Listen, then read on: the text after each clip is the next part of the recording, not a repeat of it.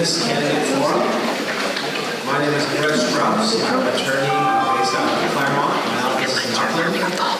Thank you to the City of San Dimas for having me and the San Dimas Chamber of Commerce for the invitation to moderate this evening's event. Before we jump in, just a few ground rules, if I could please. I wanted to take a second to thank the audience, the City of San Dimas, K-West Television, the San Dimas Sheriff's Department, the volunteers, and all of the candidates here for making this event possible tonight. The audience is encouraged to listen to the candidates as they present their positions and answer the questions that they receive from you, the constituents. Questions are encouraged by the audience and will be taken in written form with the index cards that you'll see located on the seat next to you. Please take a moment, write your question on the index card, raise it up in the air, and one of my volunteers will go by and pick those up and bring them up here to the front sorting table. If you at any point in time you have another question or you need an extra card, please just raise your hand and the volunteers will come and bring you additional materials. The questions will be in groups if they refer to the same topic and or issue, and you'll only be taken today meaning there are no pre-prepared questions. Reminder, this event is an educational opportunity to learn more about the candidates up here to my right. The event is open to the community and will be available on the City of San Dimas' YouTube channel after tonight's event. With that, would you please rise and join me in the Pledge of Allegiance.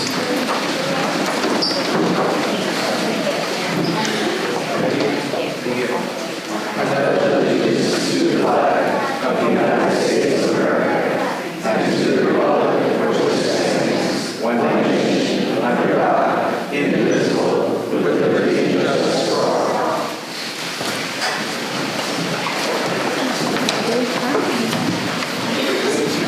Okay. A few more ground rules before we get started with the questions. Okay. The seating for the candidates will be determined by the order of their names on the ballot. The order also determines their order of speaking this evening, and the order will be reversed for the closing remarks. Each candidate will have 2 minutes for an opening statement. A timekeeper, located right here in front of me, will signal after 1 minute has elapsed, and then signal again when the 2 minutes are up. The order of speaking, again, will be determined by the order of the names as they will appear on the ballot. The use of electronic devices is prohibited. The candidates up here do not have any laptops, phones, or iPads, etc., just pen and paper. Index cards, right, as I mentioned, notepads and pens are prohibited. After the opening statements, I will ask written questions that are collected from you, the audience members. The non-resident volunteer panel, down here to my left, will review the questions to consolidate those pertaining to the same subject and to remove any of those that might be personal in nature and or irrelevant to local issues. The candidates will then have 1 minute to answer each question. The timekeeper will signal once at the end of the minute, and then I will remind the candidates again that the time is up. After each question, I will rotate the order of the candidate's response. So for example, Eric will start off with the first question, and then James will go first in the second question. After we get through 12 questions, or 8:15, each candidate will then be allowed 1 minute for a closing statement. Again, the timekeeper will signal at the end of the 1 minute, and substitute speakers are not allowed.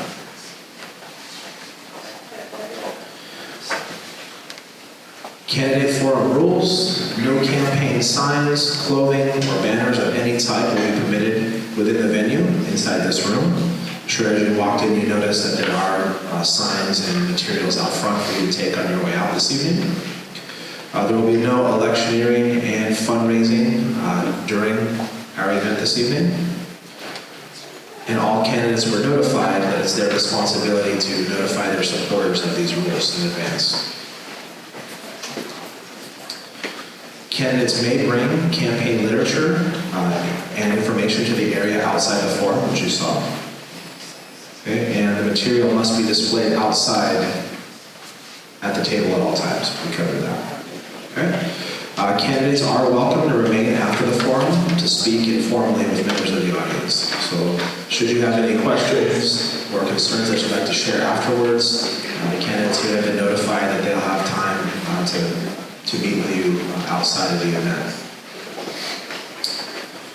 Okay, and with that, the order of the opening statements, we will start with Eric.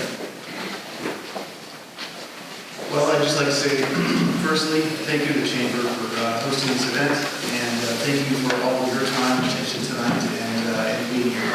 This really is an important event, and it single-handedly can dictate what the future of the city looks like, so I sincerely appreciate you being here. My name is Eric Weber, if you don't know me, and I'm your incumbent District 1 City Council person. My entire adult life I've dedicated to public service, and I was in the U.S. Navy as a police officer and detective, as a public safety commissioner, and finally as a receiving council member of District 1. I have lived in San Dimas for over 16 years and raised my kids here for 9. And I'm here to tell you that San Dimas is the best top secret in LA County, hands down. We have wonderful schools, parks, Western heritage, small town charm, and wonderful community members. I love all of those things about living here. It's a really exciting time to be in San Dimas because right now we are planning through the Downtown Specific Plan and other initiatives what the future of the city is going to look like and what we want it to be. 4 years ago, I sat on the very stage and promised to move San Dimas forward and do so with a fresh set of eyes. I am so proud of everything that we've accomplished, and by we, I don't mean the City Council, I mean everybody in this room, because that's what this is all about, is everybody in the room. And it's so much good stuff has been accomplished in that time. Unfortunately, we've had some leadership changes in the city at the very beginning of that, but in the meantime, we've pushed back against anti-public safety agendas, implemented technologies that we didn't have before, did what we could to push for local control to protect our city against overdevelopment, made some hard choices to ensure the financial security of our city, and we weathered a storm called COVID-19, and we didn't lose a bunch of small businesses like some cities did. We did all this together, and continuing this work is my vision for the future of San Dimas. Thank you, Eric. Okay, James. Good evening, ladies and gentlemen. My name is Shane Shirley, and I want to thank the San Diego Chamber of Commerce for hosting the Candidates Forum, Bernard Strauss Esquire for moderating this event, and the residents for attending tonight. I'm married to my lovely wife, Esther Shirley. We have 3 sons, of which 2 are deceased. We have 5 grandchildren. We have a strong family. Our children and grandchildren attended Fred and Strand Elementary, Lone Hill Middle School, and San Dimas High School. My family and I have lived here in San Dimas for 24 years. I attended the University of California, Irvine, where I obtained my BA degree in social science with emphasis in political science. I also received my MBA in management. I worked 36 years for Xerox Corporation, where I retired as a Xerox operations manager. I served as the commissioner for the San Dimas Senior Citizens Commission for 6 years, and I'm currently the San Dimas Planning Commissioner. I love this city. I'm proud to be a resident of this city, and I'm involved in my city. I'm involved with the Cub Scouts, Boy Scouts. I work with the March of Dimes. I'm a member of the United Nations. I'm a member of the San Dimas Chamber of Commerce. I mentor students at the University of California, Irvine. I'm a member of the San Dimas Senior Club, the San Dimas Historical Society, the San Dimas Strand Elementary PTA.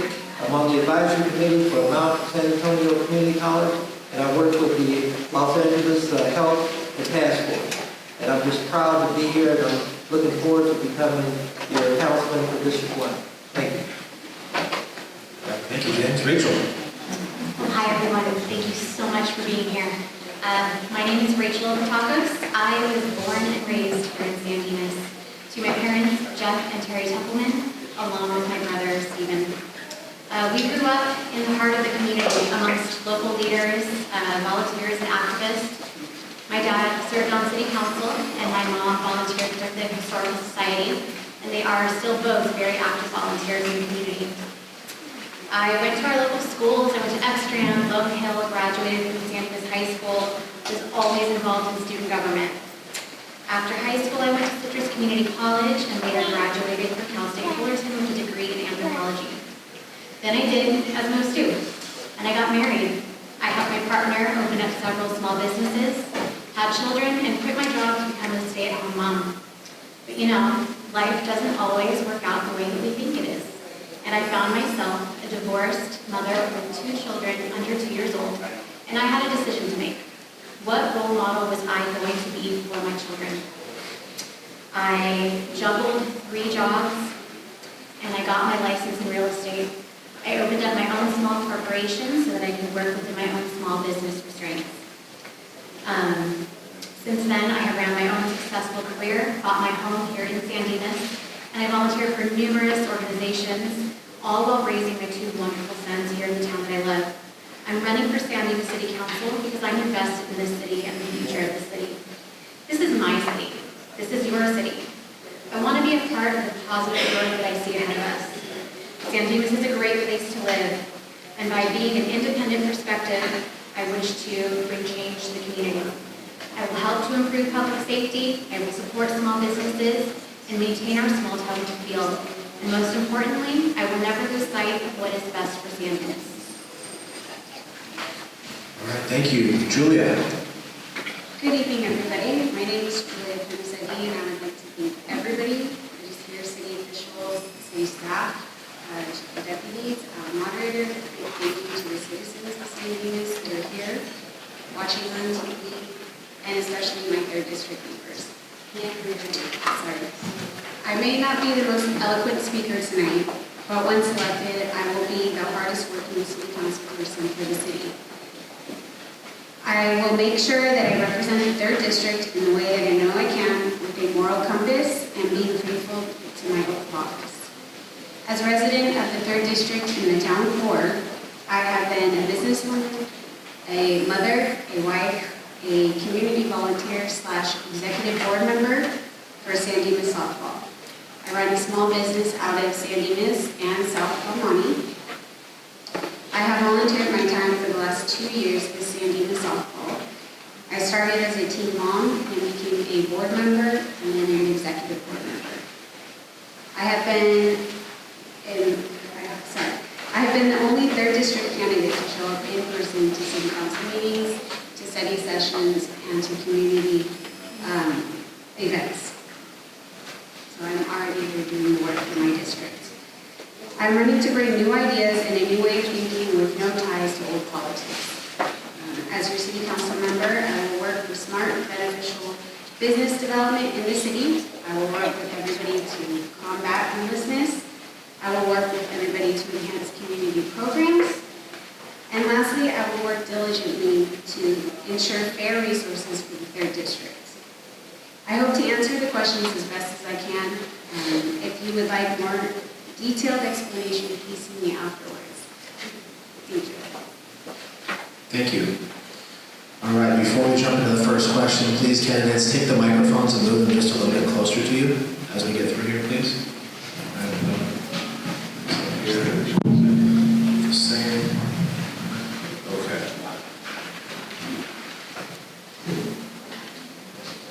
All right.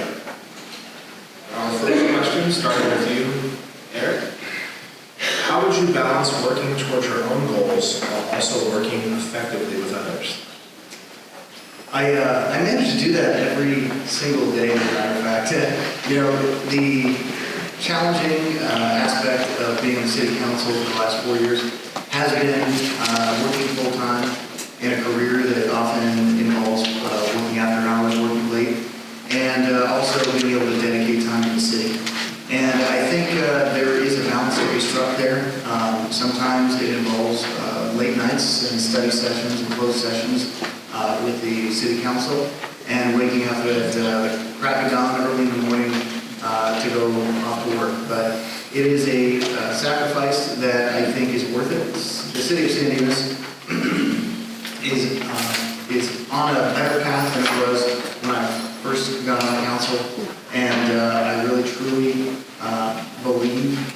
direction that we're headed. And all of those late nights and early mornings, they've all been worth it. Thank you. Okay, James, how would you balance working toward your own goals while working effectively with others? You know, that's an ongoing challenge. There's some challenge that I've been able to meet throughout my life. There has to be a balance. I have a family, I have children, I have grandchildren. If elected to the city council, I have responsibilities there. When I was working, I made it a point to make sure that things were balanced. Because when they're not balanced, it creates problems. And so balancing my own personal goals along with the goals of the city council would not be a challenge for me. Thank you. Rachel, how would you balance working toward your own goals while working effectively with others? Well, I'm a mom. It's what I do every single day. Multitasking is my superpower. While running my own business, I manage my kids' schedules, their little league, I volunteer. It's all working towards the same goal, which is generally to help people. It's what I do in real estate, it's what I do in my volunteer organizations, and it's what I do for my children. Having a supportive family is incredibly important for the goals that I have for the city, and I do have that. Clear communication is also one of the skills that I have in order to make things smooth and reach our goals. Thank you. Julia, how would you balance working toward your own goals while working effectively with others? Well, I do have 3 small children, so I do understand what it is to balance life. They all have different schedules that I have to work with. I'm talking me volunteering with the San Dimas softball. So I can work hard, and I do work hard, and I will work hard for the city.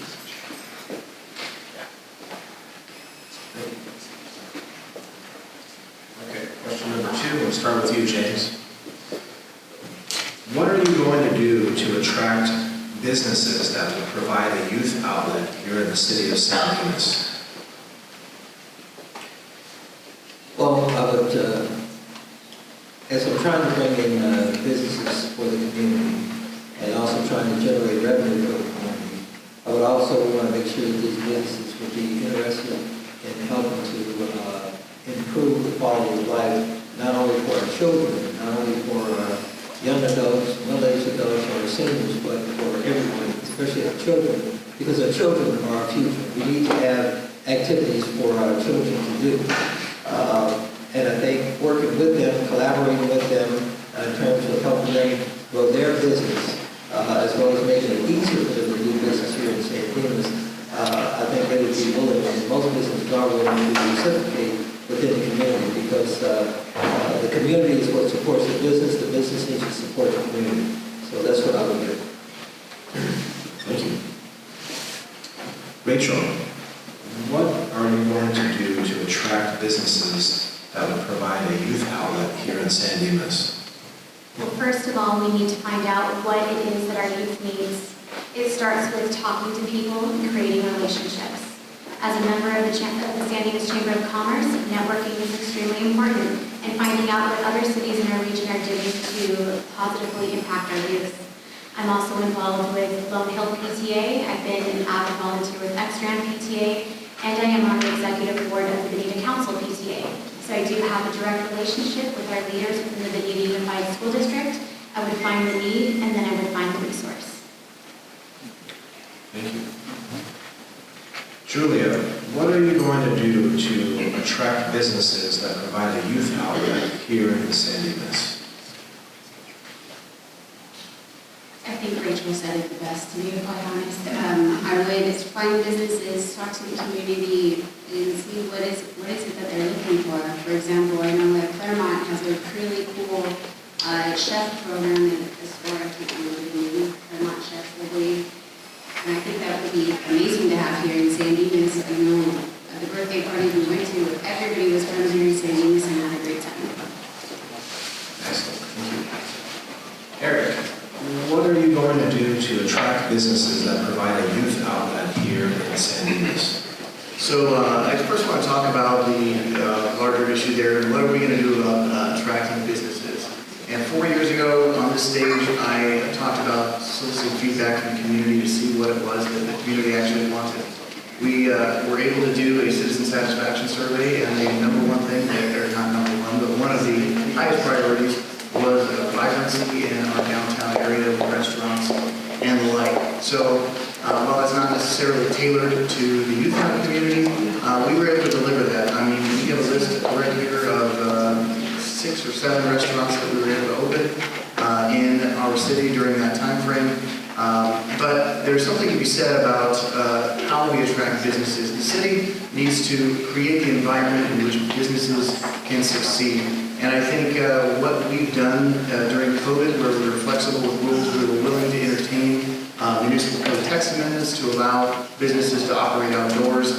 Things of that sort would be the type of accommodations we need to make. Thank you. Thank you. Rachel, we'll start with you. How can we ensure that low-income housing is not constructed across the street from City Hall in the Albertson Shopping Center? That's a very good question. The way that we ensure that the low-income housing isn't right there is that we are proactive and we make the choices before the county makes us make choices that we don't want to make. We can provide affordable housing to people in a San Dimas way. I believe that it is possible, and I believe that it's something that San Dimas should be a part of, but we should do it proactively so that we retain our local control. Julia, how can we ensure that low-income housing is not constructed across the street from City Hall in the Albertson Shopping Center? Well, I think that we need to look at different locations for that to happen. We don't want to do that exact location, but again, that would be up to the citizens of San Dimas, working with city staff, finding the best location that we can find. Eric, how can we ensure that low-income housing is not constructed across the street from City Hall in the Albertson Shopping Center?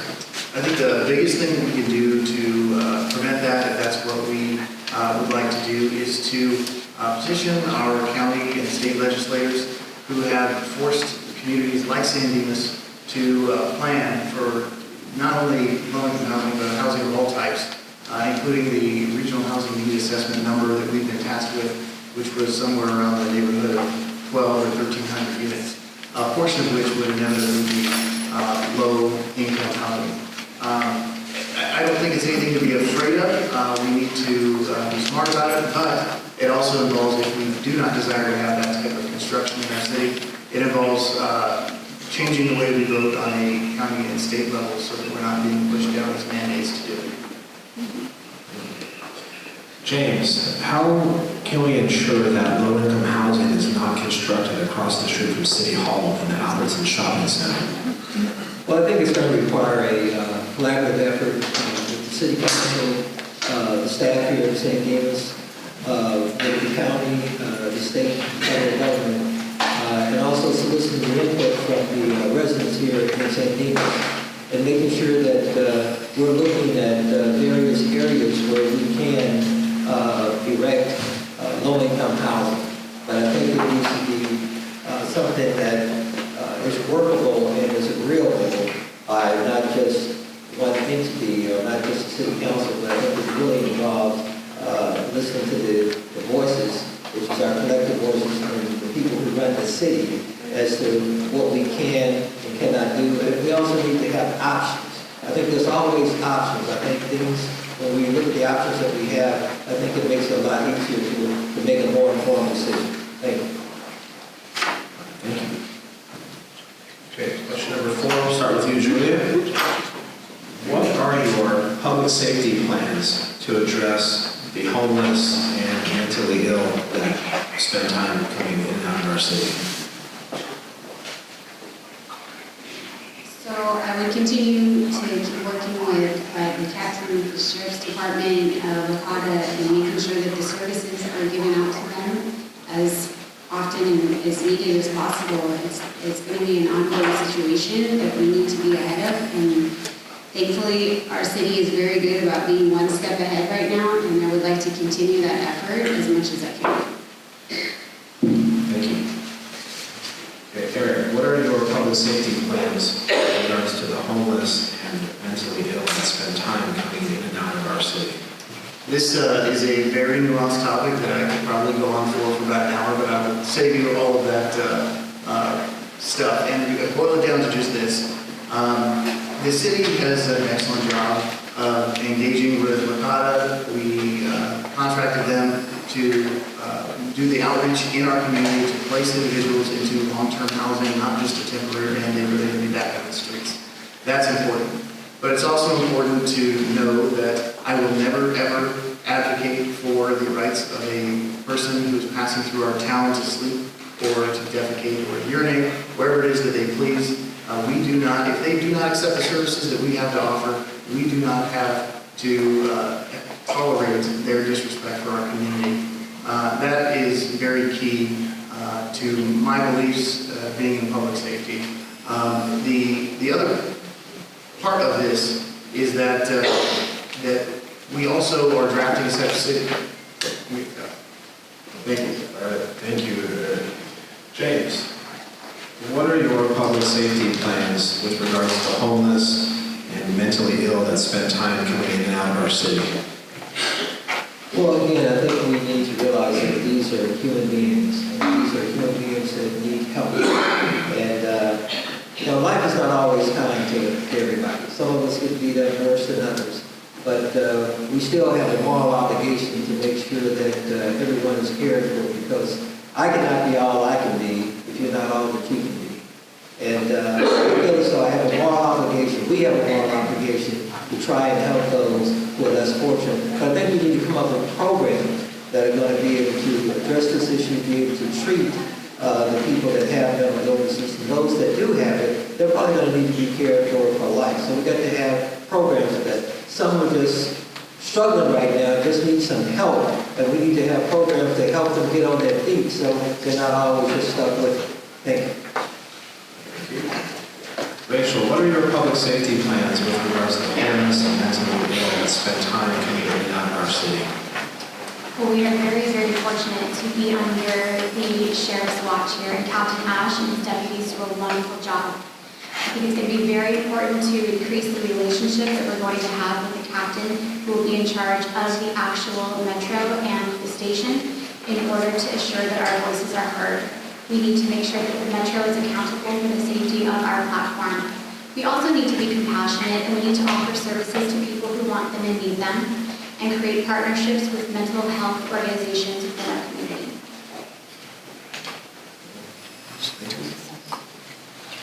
Question number 5, back to you, Eric. How do you plan to integrate seniors in the community? Are there any particular business plans or programs? Every once in a while I get something in the mail, and it's the city magazine. I think for the most part, before I got elected to council and before I started getting involved in the city, it kind of just made its way over towards the trash can, and we never really cracked it open. But the beautiful part is the seniors already are a part of our community, and they play a large part in not only the goings-on of the city, but also activities that are going around in the city. So if you crack open that magazine and look at what's going on, you'll find a bunch of really fun activities for kids and seniors. And if you look just across the street over to the Walker House and the Historical Society, the Chamber of Commerce, we have seniors involved in all of those programs, in addition to our Senior Citizen Commission. So there are plenty of ways to get involved as a senior in the community. We welcome everybody regardless of age. Thank you. James, how do you plan to integrate seniors in the community with regards to any particular business plans or programs? Well, one of the things several things that I would do is, one, to ensure that the seniors can access the resources, the activities, and housing. And I would want to collaborate with the seniors, because I think that's the intellectual capital that I think is overlooked. Seniors have a lot of wisdom. They can help us run this community more effectively. If it wasn't for the seniors, we wouldn't be here. So we have a moral obligation to give back to the seniors. And I would also want to make sure that I improve their quality of life, and I would demonstrate to them that I value them, and I would work with them to help them obtain additional services. Because, they were at one time making sure that the older people were taken care of, and now it kind of reverses. We need to make sure we take care of our seniors. A lot of people don't realize our seniors, okay, is the largest, okay, group of people we have, period. They are a powerful group. Thank you, James. Rachel, how do you plan to integrate seniors in the community with any particular business plans or programs? Well, the first step is talk to them. Let them know what's going on. Just be a smiling face and let them know what's in the magazine. If they don't know, if they don't have, be somebody to get them the resource. Leverage our Senior Citizen Commission and find out what is it that they're hearing that our seniors need. Right now, I know we have a wonderful senior center. It's very lively. When I went there to meet with Mr. Nikowitz, I saw people really enjoying themselves. What I did learn is that we need to bridge the gap between seniors who need help and don't know where to find it. And I'd really like to start focusing there. Julia, how do you plan on integrating seniors in the community with any particular business plans or programs?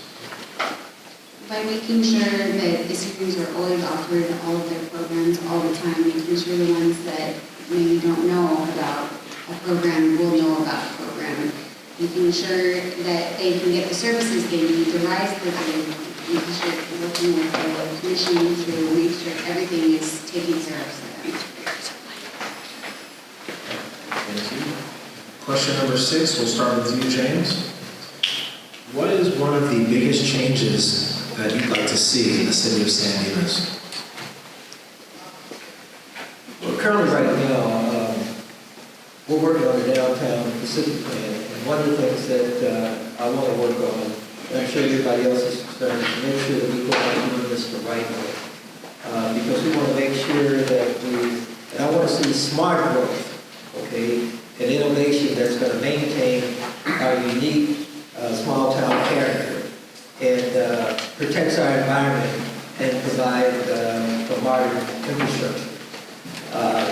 And it's a difference between growth and smart growth, because I don't want us to move too fast to where it winds up creating problems further down the road. I want to make sure that as we work on this downtown Pacific plan, it's not going to force certain people out of our community. We all live in this community, and we need to make sure that this plan is going to be beneficial for everyone. Thank you. Rachel, what is one of the biggest changes you'd like to see in the city of San Dimas? I think it's one that we would all agree on. I would love to see a cohesive, lively, diverse downtown. One that serves all residents, serves our youth, serves our seniors, somewhere that people can go and they feel safe. I do think that the Gold Line is going to offer a unique opportunity to provide positive services and feed into our downtown specific plan. I was fortunate enough to be on that advisory committee, and I think there are great things in store for San Dimas. Thank you. Julia, what is one of the biggest changes that you'd like to see in the city of San Dimas? The biggest change that I would like to see in San Dimas is, I think, what everybody would like to see, have a little bit more in our downtown. I don't want to take away from the charm of our antique stores and our restaurants. I want to add to it. I want to bring new business that can bring in new revenue for this city. I think we're missing out on a lot. And with the Gold Line coming in, if we don't bring something to bring people off of the train, all we're going to have is homeless issues. Okay, Eric, what is one of the biggest changes you'd like to see in the city of San Dimas? I think absolutely I'd like to see a vibrancy in downtown. I would absolutely like to see, the rodeo come back to San Dimas. But I think the main thing that I want to see change in San Dimas is get back to a place where we are no longer looking at a structural budget deficit next year. We were able to make some changes, adjust some fees, do a fee study, and take about a third of our budget deficit out of the picture. So now we're only working with about 2/3 of what we thought we were going to be struggling with. But if the city's not financially healthy, then everything in the city is going to suffer. The roads are not going to get repaired, our parks are not going to get fixed up. None of those things that we know and love about San Dimas are going to be able to be maintained. And so that's why, by and large, my top priority is a financially healthy city.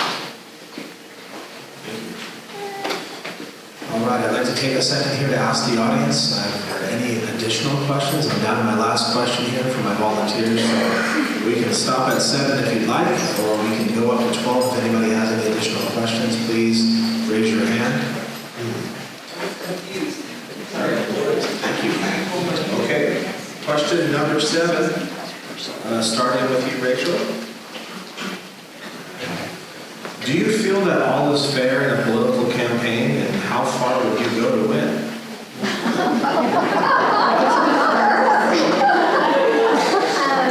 Listen, I think this has been a very fair and respectful campaign period amongst all of the candidates here. I'm proud to sit with these people. It's been a great experience. What would I do to win? Well, just what I'm doing, trying to talk to as many people as I can, learn as much as I can, and be available for people. I just wish to be a voice and wish to do the best for San Dimas.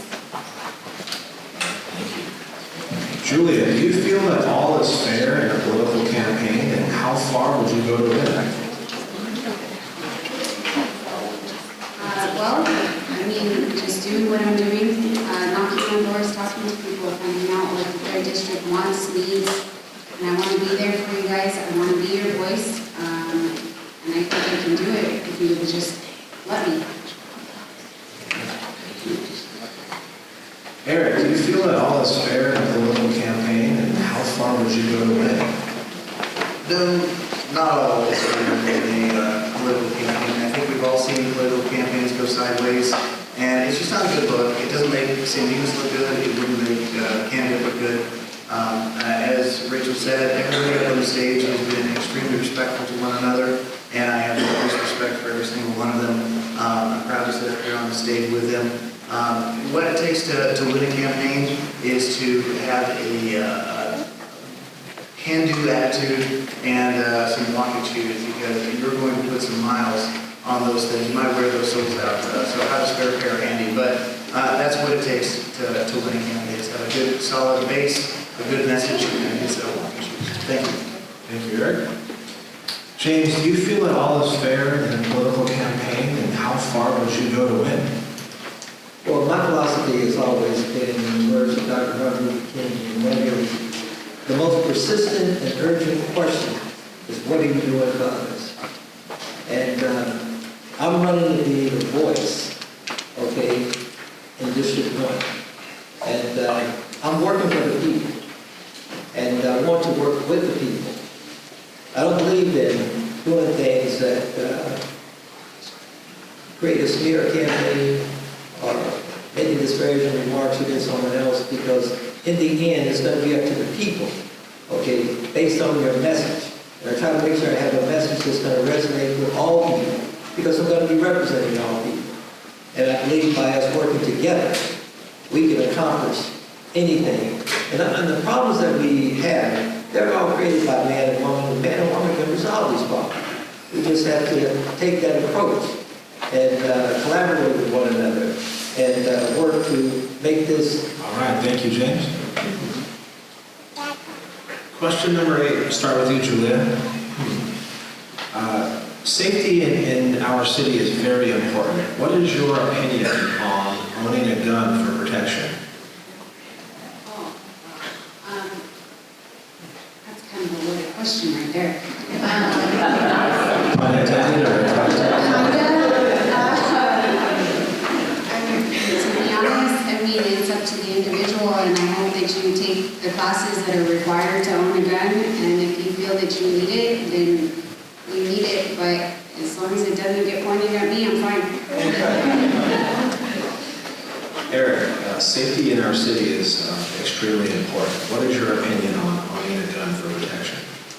I absolutely 100% can say with a fair degree of certainty that what is going on in our society right now, where lawlessness is somehow tolerated, is not okay. And the fact that anyone would even ask this question is troubling to me, because that means that someone doesn't feel safe in their community, and that's my utmost concern. To build on that, and if you feel that you need to own a gun to be safe, I will never, ever interfere with your ability to do that whatsoever. It is ingrained in our Constitution, and there's absolutely nothing that any one of us that is sitting up here on the stage should do to get in the way of that. What I would encourage you to do is to stay educated, stay trained, carry the proper insurance to do so. Just make sure that you are doing all of the proper things, including storing any potential weapons that you buy. Thank you, Eric.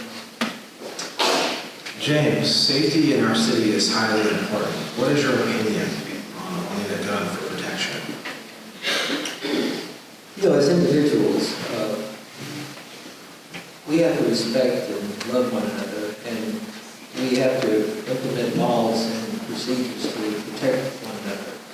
And we cannot afford to have everybody walking around with a gun, because frankly, just as days are old. Okay, it's working. Now, at the same time, okay, if according to our Constitution, people do have the right to bear arms, but I think as a collective society, we have to work together with one another to make sure that that's not the way we want to live. Because sometimes those guns that we own can get in the wrong hands. Sometimes in the wrong hands of children. Sometimes children can wind up killing other children. You have to wind up killing adults, you know, what have you. But, you know, I'm not going to interfere with someone's right, because it is a constitutional right, but I just think as a community, we can come together and make sure, it takes all of us to make sure that we have a safe Thank you, James. Okay, Rachel, safety in our city is highly important. What is your opinion on owning a gun for protection? Well, it's short and sweet. It is somebody's right to own a gun, and it is their personal choice. I personally feel very safe within our city. I think that our sheriff's department is doing a fantastic job. And that's it. Question number 9, starting out with you, Eric. How important do you feel it is to be responsive to the residents of San Dimas via phone or email as it pertains to city issues? That being responsive to the public is incredibly important. There's many different modalities on how to do that. I think phone and email is fantastic. However, again, there's plenty of other means of doing that. I particularly pay close attention to all our community groups on social media, and am responsive even if somebody is not even asking me a question directly. If a problem is posed on a community forum, or a question is posed on a community forum, I'm able to quickly identify it, jump on it, and most of the time answer the question before anybody else has responded to that particular post. And I feel like that is the type of engagement that people are looking for, even though they're not saying they're looking for it. Thank you. James, how important do you feel it is to be responsive to residents via phone or email as it pertains to city issues? I think it's very important, and being very responsive will make it a lot easier as a city councilor.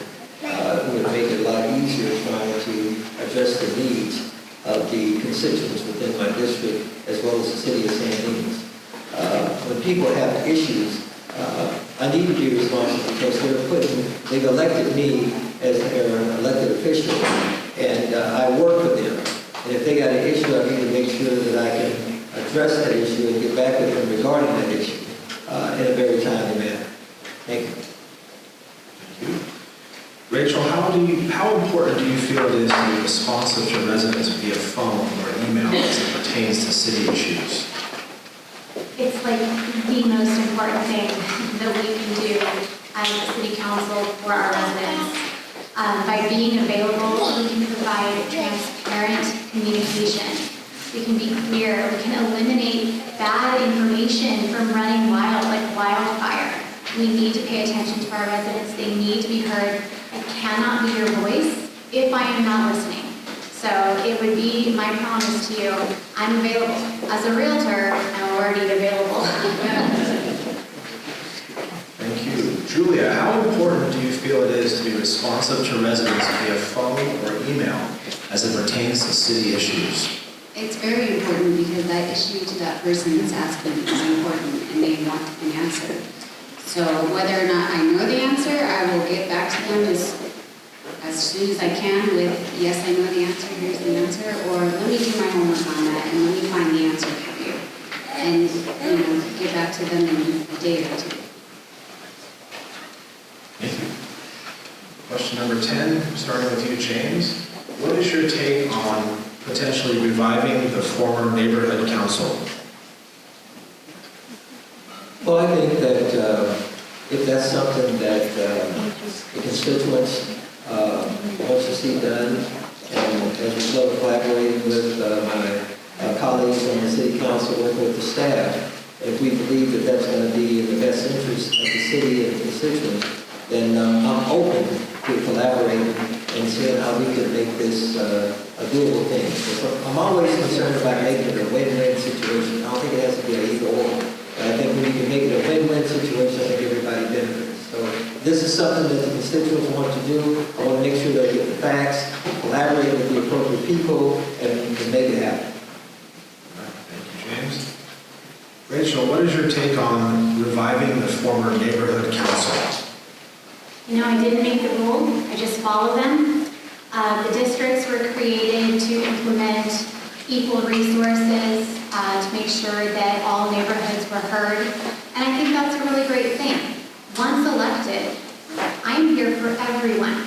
So your voices will be heard and I will be here for the community at large. But again, what the people want, that's what we will do. Julia, what is your take on reviving the former neighborhood council?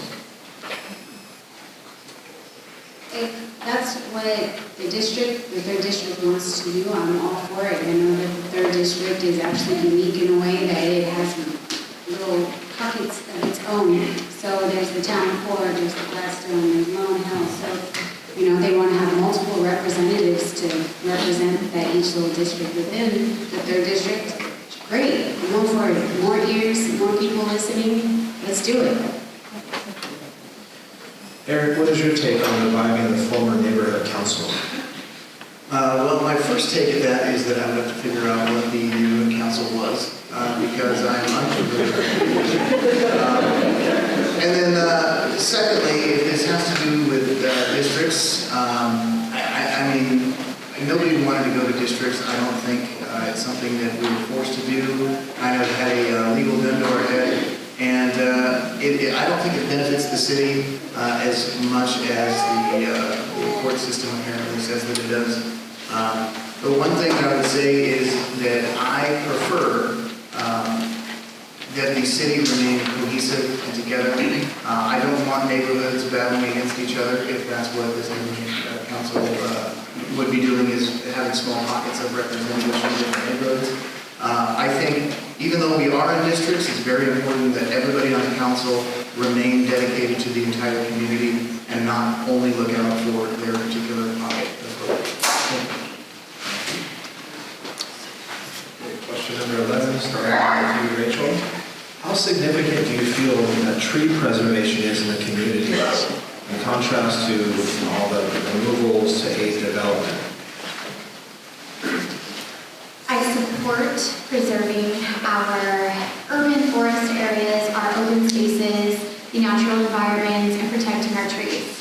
I support this with balance, making sure that whatever the development is when we're looking at this and trees or whatnot, whether it's public safety and trees, as long as there is balance and it is best for the majority of San Dimas, I support it. And I think our city is very beautiful, and I think the trees are a testament to some of the work that has been done. Julia, how significant do you feel tree preservation is in the community in contrast to removals to aid development?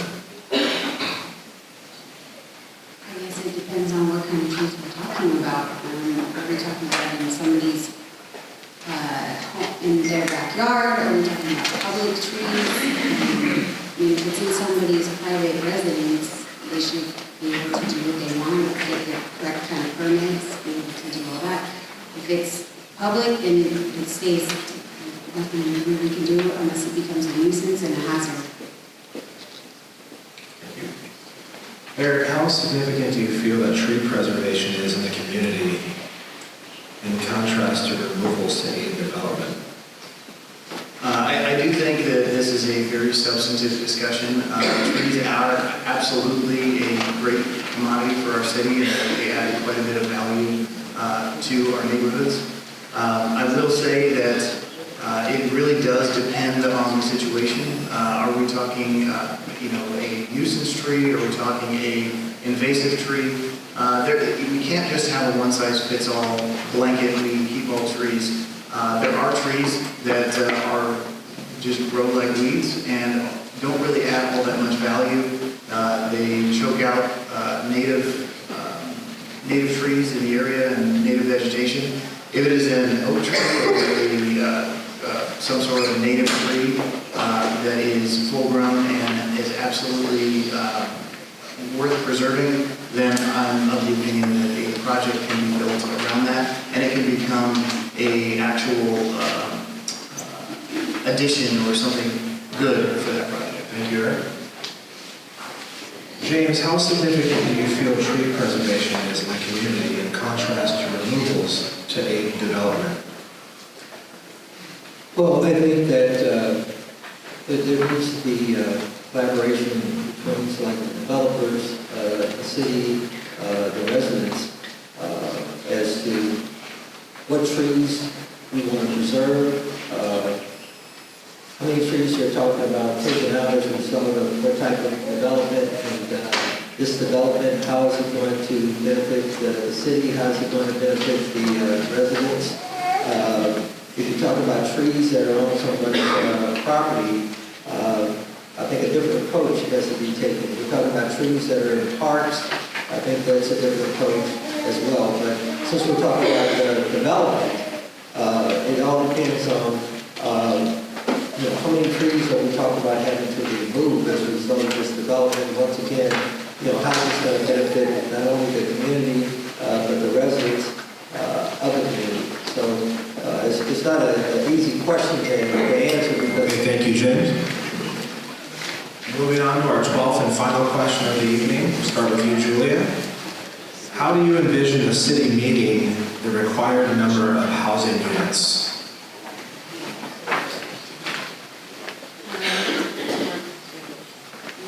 Smart development, working with city staff, making sure that the county isn't imposing on us what we don't want. As long as we stay a step ahead of what we want, then we can't let county tell us what to do. Eric, how do you envision the city meets the required number of housing units? So if we're talking about the regional housing needs assessment, a number that we were given 12 to 1400 units that should be earmarked for the city. We are actually not required to build a single one of those. What we are required to do is have a place to put them. And so what we've done as part of the arena cycle, which is an 8-year cycle, is to designate certain plots of land in which the city would deem appropriate based on certain state guidelines for where housing projects should be located, and basically designate a place where we feel like they could be built. That doesn't mean that the property owner has to sell it. That doesn't mean that any of it has to be built. In fact, the prior 2 housing cycles before this most recent one, we built precisely 0 from that arena number. So the idea that we're going to build 12 to 1300 units is not true. I think maybe some will be built, but not. Thank you. James, how do you envision the city meeting the required number of housing units? Well, I think there has to be ongoing negotiation between the city, county, and the state, because things change. And as they change, we have to continue to collaborate and negotiate and make sure that it's something that is doable. And we want to make sure that it's going to be beneficial the city. And then what we don't want to do is tear down buildings where it's affordable for people, and we wind up putting in new housing that becomes unaffordable, and then we wind up having those people that was in a place that was affordable, and now they become homeless. So we got to be careful about that. And we want to make sure that we do the right thing that's going to be beneficial within our community. Thank you. Thank you. Rachel, how do you envision the city meeting the required number of housing units? Well, as a member of the Housing Element Committee, we were tasked with having to identify several areas within the community where we could put housing. That is the key word here, where we could put housing. Now, to take it a step further, I was a member of the Downtown Specific Advisory Committee, and with that, we created the vision for where these homes will be, what they will look like, and to make sure it's zoned, so if we ever have to do it, we have a plan. Thank you. Now on to our closing statements. Just a reminder, it will be 1 minute, and we'll start with you, Julia. As you've noticed, I may not be the most eloquent speaker up here, but it is my hope that you also notice that I speak from the heart and I'm genuine with my answers. If you would like to learn more about my policies, please visit my website at www.juliaforsandimascouncil.com. To my neighbors in the 3rd District, when you get your ballot in the mail, I would be honored if you entrust me with your vote. Thank you. Eric. I'm sorry, reverse. Rachel. Oh, I didn't even know that. So my involvement with the city started well before I decided to run for city council. At the last city council meeting that I attended in December, I announced my candidacy, and it got me going. All right, I am here today not because this is easy. This is hard. I sit here because I know that I can bring San Dimas together. I sit here because I can facilitate positive change. Change is coming, and it's going to be okay, as long as we retain our local control and creating partnerships to protect the integrity of the town that we all love. I will be proactive, I will make hard decisions, and I will be an independent voice for my community, and I will lead with respect. I must thank my generous supporters and my volunteers, where without you I would not be here. I need to thank my family, my mom, my dad, my brother Steven, my partner Ryan, and my children Logan and Luke, who are still at basketball practice. We went too fast. Without your support, I could not sit here today. I humbly ask for District 3 vote on March 5th. Jay. I'm running to be your voice in District 1 and as a city councilman. I will bring a new perspective to the city council. I will be accessible, transparent, involved in my constituents, and open to new ways of running our district and the city of San Dimas. I'm skilled in management, marketing, finance, sales, consulting, auditing, conflict resolution, budget and contract negotiation, strong collaboration, working with diverse groups, and building strong teams as well as getting things done in a timely manner while balancing the budget. I want to work with the constituents, not only within District 1, but in the entire city of San Dimas, of helping San Dimas as we go through this downtown transition plan of becoming a model city of which other cities will want to emulate. I'm asking for your vote. And if you want to find out more information regarding my campaign, it's real easy. It's votejaneshirley.com. Thank you. Thank you. Eric. I think some may look at all the topics and issues that have come up in the city that we've discussed tonight, say that there's a lot of doom and gloom going around, but rest assured our community's safe. It's relatively financially sound and comparing itself to other cities around the state.